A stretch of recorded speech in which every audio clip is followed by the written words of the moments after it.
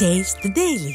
சென்னையில் அரசு போக்குவரத்து கழக பெண் ஊழியருக்கு பாலியல் தொல்லை கொடுத்த விரைவு போக்குவரத்து கழக பணியாளர் கூட்டுறவு சங்கத்தின் செயலாளர் ஜெய்சங்கர் என்பவர் மீது வழக்கு பதிவு செய்யப்பட்டுள்ளது.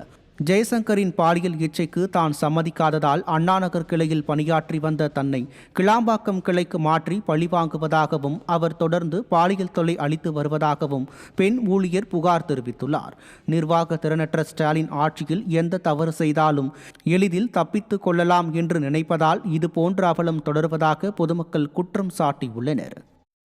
தீராத பேராசை கொண்ட குவாரி உரிமையாளர்கள் பூமி தாயின் மார்பை அறுத்து ரத்தத்தை குடிப்பதாக சென்னை உயர்நீதிமன்றம் வேதனை தெரிவித்துள்ளது.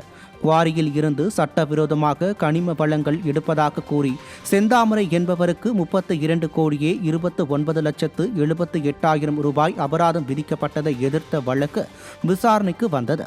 அப்போது பேசிய நீதிபதி, சுற்றுச்சூழல் பாதுகாப்பு சட்டமே நேர்மையற்ற பேராசைக்காரர்களிடம் இருந்து பூமி தாயை காப்பாற்றுவதற்காக தான் கொண்டுவரப்பட்டதாக தெரிவித்தார். அது மட்டுமல்ல, உயர்நீதிமன்ற பொதுநல வழக்கு விசாரணையின் போது குவாரியை மூடிவிட்டதாக அதிகாரிகள் அறிக்கை தாக்கல் செய்துவிட்டு மறுபுறம் குவாரியை செயல்பட அனுமதித்துள்ளனர். இதன் மூலம் இந்த உயர்நீதிமன்றத்தையும் அதிகாரிகள் ஏமாற்றியுள்ளனர். எனவே சட்டப்படி ஒட்டுமொத்த அபராத தொகையையும் மனுதாரரிடம் இருந்து அரசு வசூலிக்க வேண்டும். மேலும் இந்த குற்றத்திற்கு உடந்தையாக இருந்த அதிகாரிகள் மீது குற்றவியல் சட்டப்பிரிவுகளின் கீழ் நடவடிக்கை எடுக்க வேண்டும் என்றும் நீதிபதி உத்தரவிட்டார்.